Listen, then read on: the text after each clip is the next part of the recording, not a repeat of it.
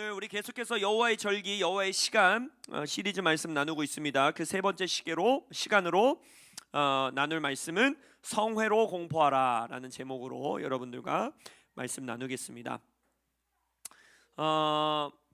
우리가 여호와의 절기, 레위기 말씀을 통하여 우리에게 주신 여호와의 절기, 유대인의 절기도 아니고 종교의 절기도 아니고 하나님의 시간이다. 그리고 이건 영원토록 내 앞에 있을 규례이다라고 한 이 시간 가운데 우리가 우리의 시간을 어떻게 정렬시킬 것인가, 이것에 대해서 올해 우리는 고민하며 나아가고 있습니다. 그래서 우리의 일상 가운데 하나님의 시간으로 정렬되어서 하나님의 절기, 이 카이로스라는 시간의 의미가 뭐라고 했습니까? 따로 구별하셨다, 하나님이 따로 정하셨다, 하나님께서 따로 마련하셨다라는 의미라고 했죠. 그래서 이 시간, 하나님의 카이로스의 흐름 가운데 따로 마련해 놓으신, 따로 구별해 놓으신, 하나님께서 직접 손수 준비해 놓으신 복과 은혜와 은총과 돌파를 누리시는 여러분들 되시기를 선포합니다. 그래서 제가 이 여호와의 절기 시리즈 말씀을 쫙 준비하면서 레위기에 나온 7가지의 절기를 다 하나하나 여러분들과 말씀으로 나눌까 생각하다가 오히려 그것은 좀 루즈해질 수 있을 것 같아서 그 절기가 온 날, 그래서 6월절 날, 또 이제 다음 주는 부림절이에요. 부림절은 7절기에 들어가진 않지만 부림절 날, 그리고 또한 무교절 날, 이때 그 말씀들을 또 시리즈 말씀을 이어서 나아갈 것입니다. 그래서 오늘 이 여호와의 시간 세 번째 시리즈 이후에 네 번째, 다섯 번째 시리즈는 그 절기가 임한 날 우리가 계속해서 이어서 여러분들과 나눌 것이에요. 근데 오늘 이 시리즈 말씀을 잠시 멈추기 전에 한 가지 더 나누고 여러분들과 나누면 좋겠다라는 생각이 들어서 이 말씀을 준비했습니다.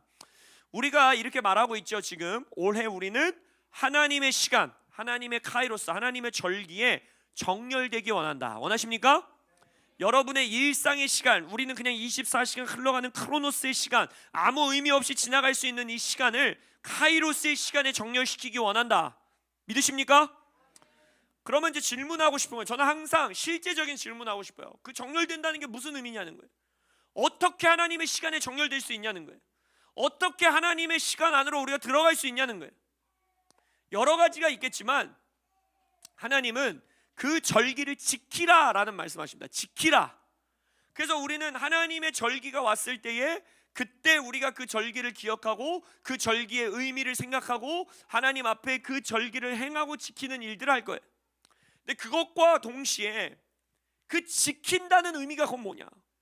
단순히 이 하나님께서 뭐 6월절엔 이렇게 해라, 무교절엔 이렇게 해라, 어느 절기엔 이렇게 해라, 그건 그거 종교적인 절차로 막 따라가는 게 지키는 걸까? 그게 전부일까? 그렇지 않다라는 거예요. 하나님께서는 우리에게 우리의 일상, 우리의 크로노스의 시간을 하나님의 시간에 정렬되게 할 수 있는 가장 실제적인 방법, 그리고 가장 구체적인 방법, 그리고 가장 영적인 방법을 이미 말씀 가운데 우리에게 선포해 주셨습니다.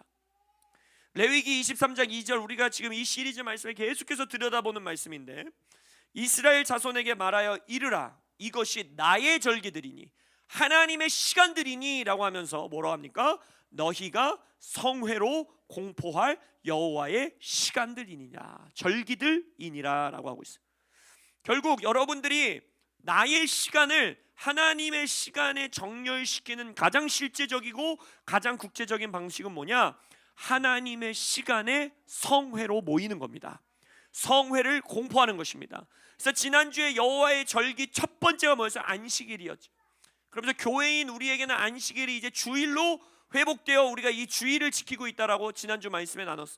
그래서 이 주일에 여러분들이 이곳에 모이는 것, 성회로 모이는 것, 이것이 여러분들은 믿음으로 모일 때, 그리고 인식하며 모일 때, 나는 오늘 주일이라고 하는, 안식일이라고 하는 하나님이 따로 구별하고 마련하신, 예수님의 부활 가운데 따로 구별하신 이 시간에 나는 우리의 성도님들과 교회 가족들과 성회로 모입니다, 하나님의 시간 안으로 들어갑니다 라는 고백을 하시며 주일 예배로 나오신다면 여러분들은 하나님의 시간 가운데 정렬되는 삶을 살 수 있는 거예요.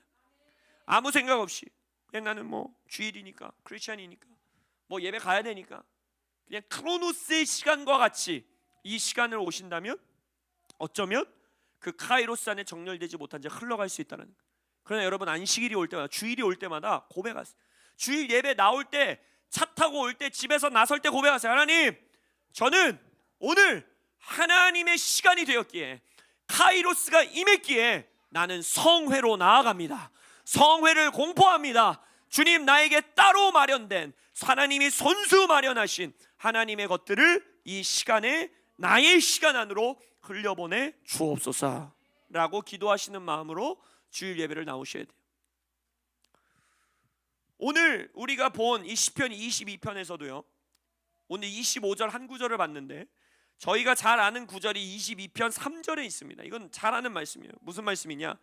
이스라엘의 찬송 중에 계시는 주여, 주는 거룩하시나이다 라고 되어 있어요. 이 말씀에서도 보면 하나님의 백성들, 회중들, 이스라엘 백성들과 공동체의 찬양, 찬송, 예배 가운데에 하나님이 거하신다라고 말하고 있어요. 성회의 놀라운 모습을 보여주신다.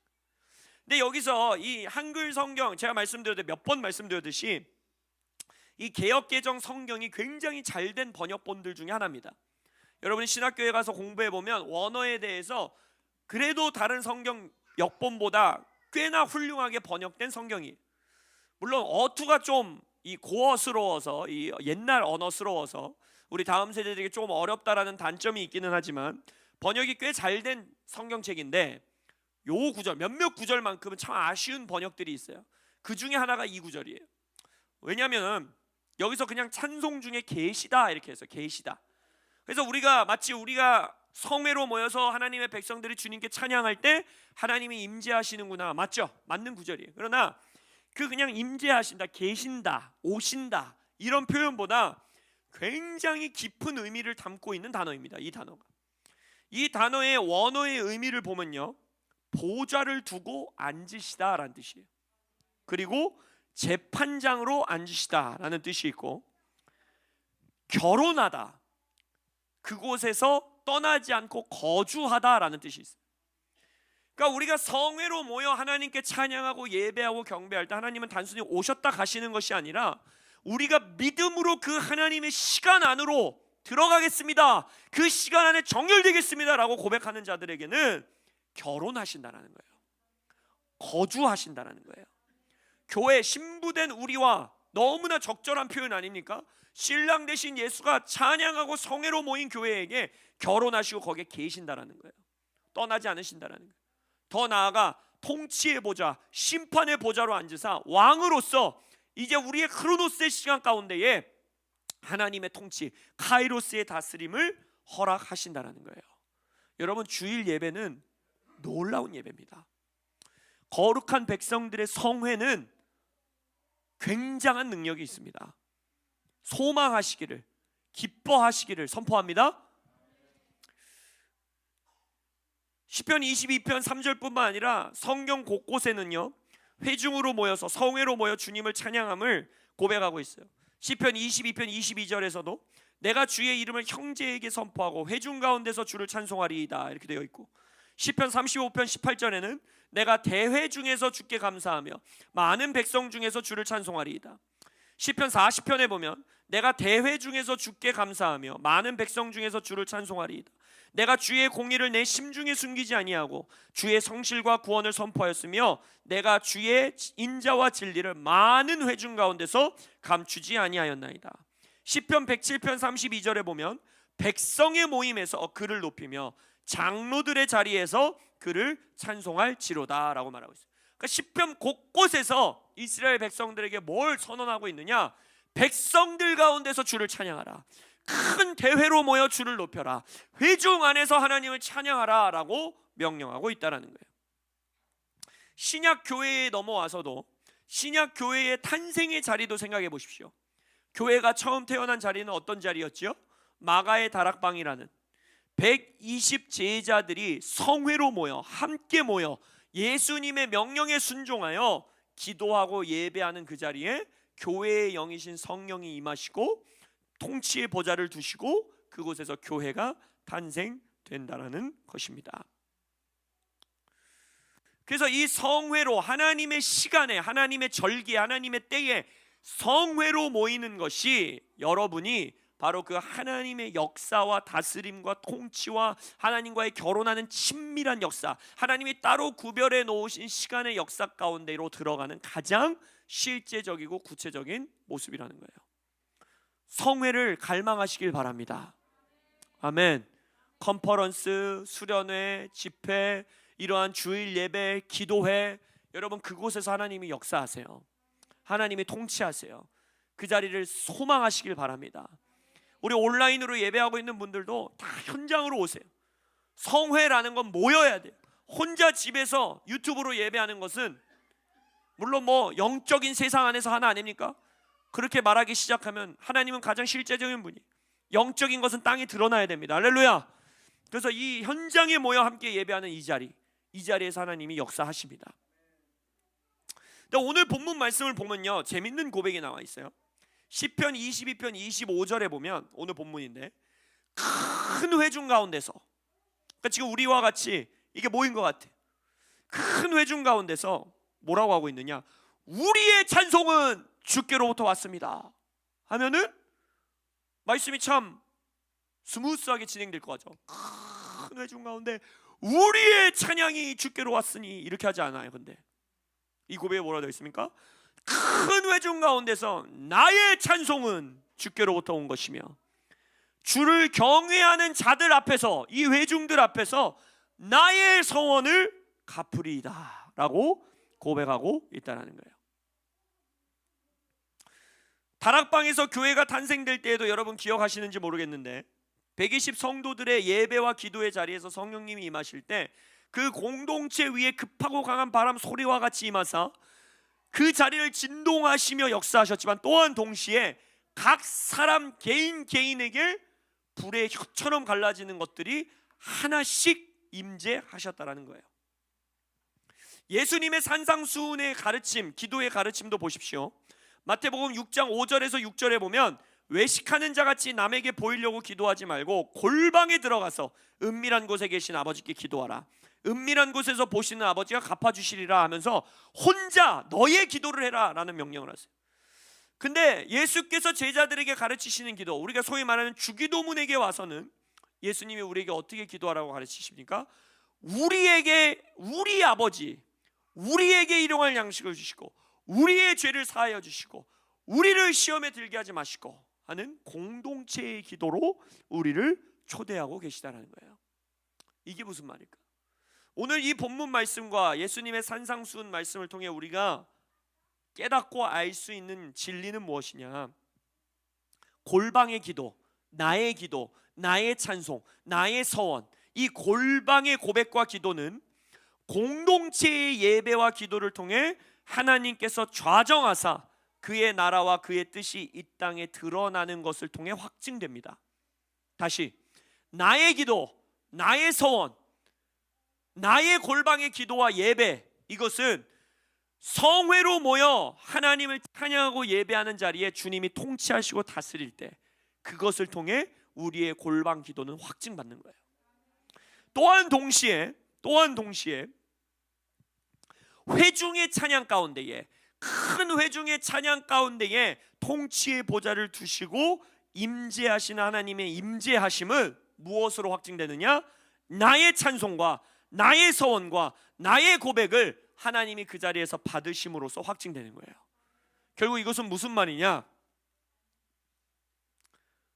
나의 개인의 기도의 삶, 개인의 예배의 삶, 나의 개인의 서원을 드리고 하나님 앞에 그 서원을 갚는 삶과 회중으로 모여, 교회로 모여, 공동체로 모여, 성회로 모여 하나님을 예배하고 찬양하는 삶은 절대로 분리될 수 없다라는 거예요. 서로가 서로를 확증해주며 서로가 서로를 힘있게 붙들어주는 바로 기도와 예배가 되어진다라는 것입니다. 이것은 선택사항이 아니에요.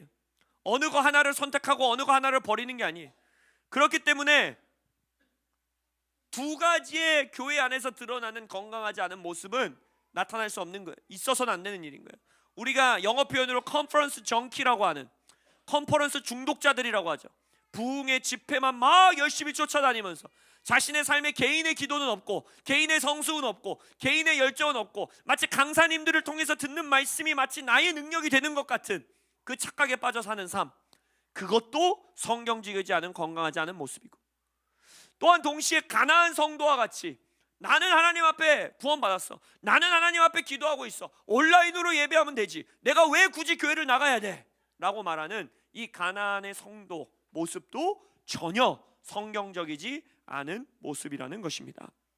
나의 은밀한 골방의 기도가 우리의 기도로 터져 나와야 되고, 회중의 성회 가운데, 찬송 가운데 거하시는 주의 임재 안에서 나는 나의 찬송과 나의 서원을 하나님 앞에 드려야 하는 것입니다.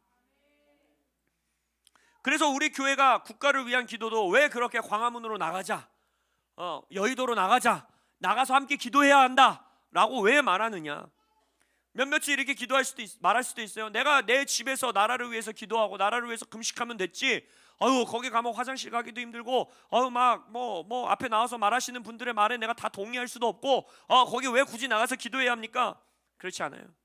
하나님께서는 큰 회중 가운데에 나라를 위해 기도하는 이 국민들의, 백성들의 기도 가운데, 찬양 가운데 그곳에 하나님의 통치의 보좌를 두십니다. 할렐루야. 그러나 우리는 그 공동체 큰 회중 안에서 무엇을 위해 기도해야 되느냐? 내가 골방에서 기도한 나라를 위한 기도, 내가 혼자 기도한 하나님 앞에 서원했던 나라를 위한 헌신을 그 자리에서 하나님 앞에 올려드리는 거예요. 하나님, 나의 나라를 위한 기도를 들어주십시오. 이 형제들 앞에서, 주를 경외하는 자들 앞에서 내가 주께 드리는 찬양을, 서원을 주여 기뻐받아 주옵소서 라고 기도하는 거예요. 그래서 여러분, 기도회에, 주일 예배에 나오셔서 형제들과 함께 기도하셔야 돼요. 함께 예배하셔야 돼요. 그리고 여러분의 골방의 자리에서 함께 기도하고, 서로 기도하고, 각자 기도하는 시간이 있으시기를 축복합니다. 근데 우리가 골방에서 기도하던 우리가 하나님의 시간이 되어, 여호와의 절기가 되어 성회로 모여 기도할 때, 하나님이 따로 정하신 시간에 모여 기도할 때 우리는 하나님의 카이로스의 역사 가운데로 들어갈 수 있는 것입니다. 근데 여러분 이거 아세요? 이 시편 22편을 누가 작사 작곡한 노래일까요?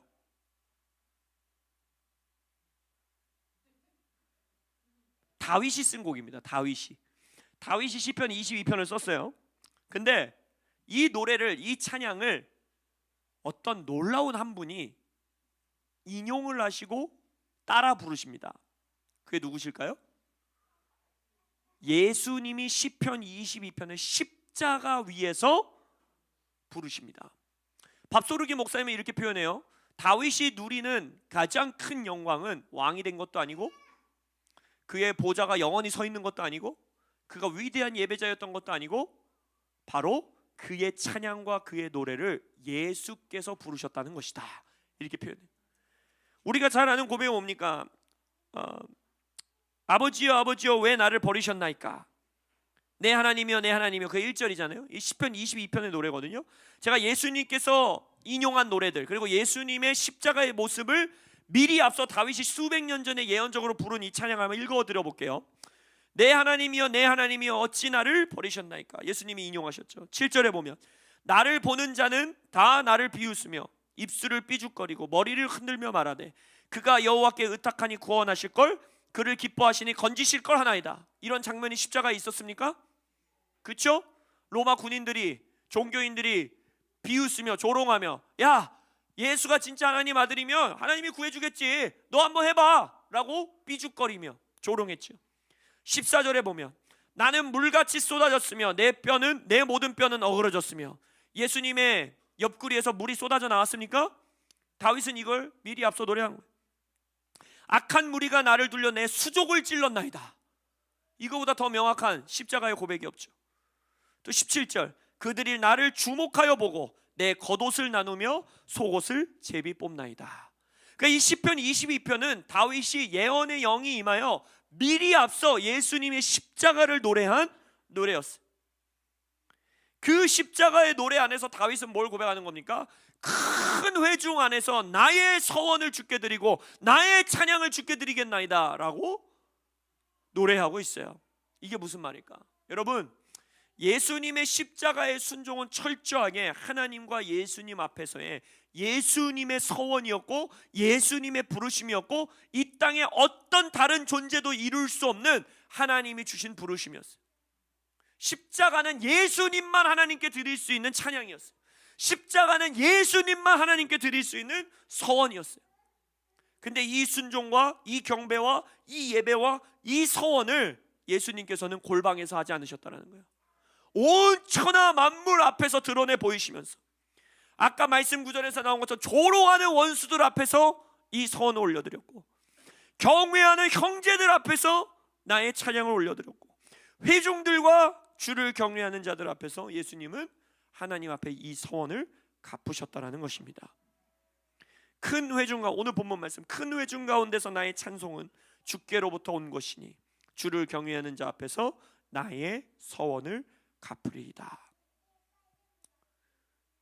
예수님의 누구보다도 하나님과 친밀한 골방의 기도의 주인 아니셨습니까? 제자들을 따로 두시고 한적한 곳에 가셔서 새벽 미명에 기도하시고, 산으로 올라가셔서 홀로 기도하시고, 밤을 새어가며 제자들을 콜링하시기 위해 기도하시고, 그러나 그 예수님의 하나님과의 골방에서의 친밀함, 그리고 예수님의 그 개인의 서원과 찬양을 하나님께 드려야 되는 그 순간이 성회로 모여있는, 물론 그것은 성회는 아니었지만 하나님의 역사 가운데 성회가 된 거 아닙니까? 예수를 죽이라고 외치는 그 자들 앞에서 예수님은 그 자리에 자신의 찬양을 올려드리며 자신의 서원을 올려드리며 가장 위대한 인류 역사의 성회로 만들어 버리셨다는 거예요. 할렐루야! 이것이 우리의 인생이 되어야 합니다. 나의 골방의 기도가, 나의 개인의 삶의 예배와 서원이 여호와의 시간과 여호와의 절기와 여호와의 카이로스의 때에 성회로 모여 하나님 앞에 함께 올려드릴 때, 각자의 서원과 찬양을 함께 올려드릴 때에 하나님의 십자가의 부활에, 예수님의 십자가의 부활의 놀라운 역사가 그 자리에서 이루어진다는 거예요. 이 시편 22편의 결론은 이렇게 짓습니다. 예수님께서 자신의 서원과 자신의 찬송을 원수들 앞에서, 회중들 앞에서, 형제들 앞에서 하나님께 올려드렸을 때 어떠한 열매가 맺혀지게 되느냐. 27절 이하의 말씀입니다. 땅의 모든 끝이 여호와를 기억하고 돌아오며 모든 나라의 모든 족속이 주의 앞에 예배하리니 후손이 그를 섬길 것이요 대대의 주를 전할 것이며 와서 그의 공의를 태어날 백성에게 전하며 주께서 이를 행하셨다 할 것이로다. 이게 성회의 힘이에요, 여러분. 여러분, 땅의 모든 끝이 여호와를 기억하고 모든 나라와 모든 족속, 이게 선교 아닙니까? 모든 열방이 하나님께 예배하기를 원하십니까? 성회로 모여, 하나님의 때의 성회로 모여 여러분의 서원과 찬양을 하나님 앞에 올려드리십시오. 여러분들의 후손이 대대로 하나님을 섬기고 태어날 백성이라고 했죠. 아직 태어나지도 않은 백성, 시원이 동생, 그리고 아직 태중이 없는 미래에 태어날 아이들까지도 하나님을 찬양하는 다음 세대들이 일어나기를 꿈꾸십니까? 그러면 골방에서 기도하시고 골방에서 주를 찾은 이후에 하나님의 시간의 때에 성회로 모여 함께 공동체가 그 서원과 기도를 올려드리십시오. 그리할 때 이 열매는 맺히게 되는 것입니다. 이것이 성회의 힘이에요, 여러분. 여호와의 시간에 정렬되는 가장 실제적이고 가장 구체적인 방법. 흩어졌을 때, 그래서 하우스 월십이 중요한 거예요, 여러분. 제가 강조하잖아요. 흩어져서 각자의 집과 각자의 골방과 각자의 자리에서 기도하고 개인의 삶에 기도하고 예배하고 찬양하고, 그리고 여호와의 때에 성회로 모여 우리가 함께 예배하고 그 공동체의 예배 안에서 나의 서원을 주께 올려드릴 때에 열방이 주를 예배하는 역사로 열매 맺게 될 것이고, 여러분의 자녀가 주를 경외하는 열매가 맺히게 될 것이고, 태어나지 않은 나의 손주 세대가, 미래의 자녀 세대가, 대한민국의 다음 세대가 하나님을 예배하는 세대로 일어나는 역사를 이루게 될 것입니다. 이게 하나님의 시간에 성회를 공포하는 것의 능력입니다. 예수님이 십자가에서 몸소 보여주신 이 골방의 기도와 성회의 예배가 하나 되는 이 성회, 우리 하베스트 처치 가운데에 온전히 그리고 명확하게 드러나기를 예수의 이름으로 선포합니다. 아멘. 기도하시겠습니다.